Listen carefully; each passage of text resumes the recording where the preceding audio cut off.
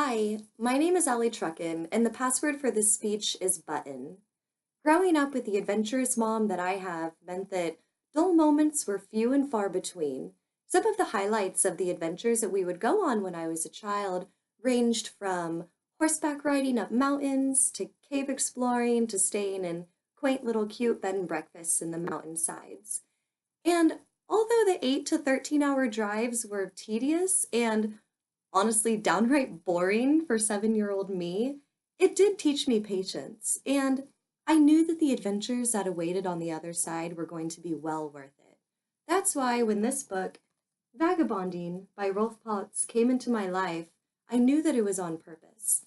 In this book, Rolf talks about the art of long term world travel and traveling on your own terms and at your own pace.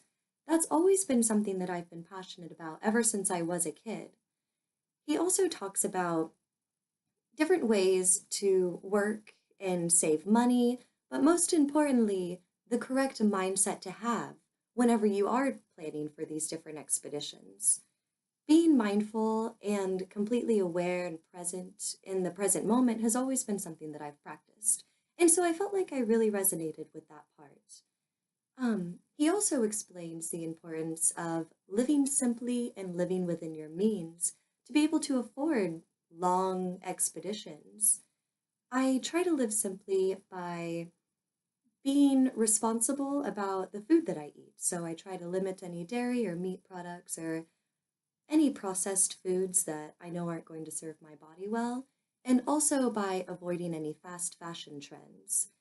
That's one big way that a lot of people just blow the money that they earn, and it's not very ethical or sustainable. Um, Having that personal freedom is very important to me because it means I can be living life on my own terms too, all while doing something that has been so familiar to me since I was a child. Um, I also feel like I connect with this book because the author was born and raised in Kansas, and that's also the state that I was born and raised in. And Kansas is not a state you would suspect somebody to be from when they're talking about traveling the world and living in different countries for years at a time. And it has really helped me solidify some of the life goals that I've had, such as moving to Oregon, which my boyfriend and I did this year, and we're also planning a trip to China this summer. So, if two crazy Kansans, such as Rolf Potts and my mom, be so passionate about world travel, then I know they have to be onto something.